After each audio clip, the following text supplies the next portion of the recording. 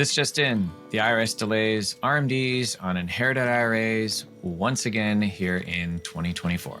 I'm Chris Kaminski, co-founder and partner here with Concilia Wealth, where we specialize in working with tech professionals at Amazon, Microsoft, Meta, and Google.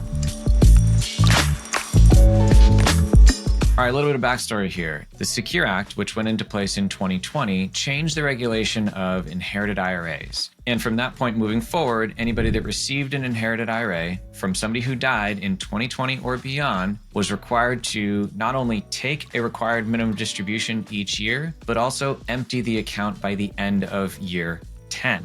This essentially killed the stretch IRA, which was the provision that allowed inherited IRA distributions to be stretched out over the recipient's lifetime. This caused a ton of confusion because people didn't know, am I just supposed to have the account go to zero at the end of year 10, so then I don't have to take a required minimum distribution every year? Do I have to take a required minimum distribution every year and also empty the account by year 10? Nobody knew. So the IRS started implementing additional guidance. At one point, they said you're not required to take an RMD every year, and you just have to empty it by year 10. And then in another instance, they said you are required to take an RMD every year, and it has to be emptied by the end of year 10. With all of this, they ended up each year since 2020 saying, you're not required to take the RMD because we've caused so much confusion, we'll just give you a pass. So in 2020, this was waived. In 2021, this was waived. 2022, this was waived. 2023, this was waived.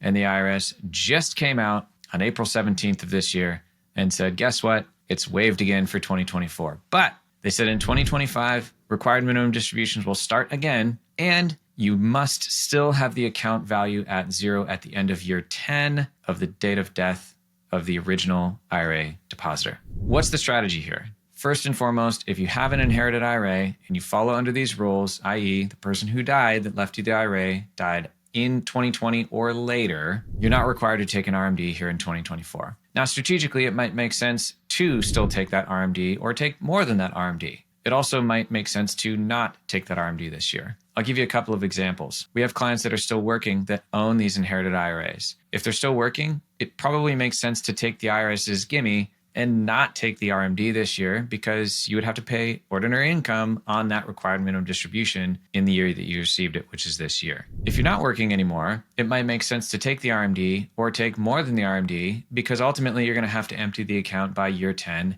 anyways. In addition to that, if you're not working and you're not yet drawing on Social Security, it could make sense to take the RMD and spread out the income from these accounts so that you can have that account at zero before Social Security income starts. This could be sort of a tax strategy here. Note that also the 10-year period between whenever you inherited the account after 2020 and when you have to have that account at zero, 10 years after you inherited it, contrasting that with when you're taking Social Security and when your own personal RMDs start on your IRAs, which is anywhere from age 73 to 75, depending on your year of birth, all of that stuff requires some analysis to figure out what's the right strategy to optimize for taxes. What you don't want to happen is to do nothing and delay, and then all of a sudden have Social Security kick in, have your RMDs kick in on your own accounts, and then be required to take a huge lump sum out of this inherited account at the end of that year 10, because that'll create a huge tax bomb in that final year. In sum, the IRS has delayed the requirement to take a required distribution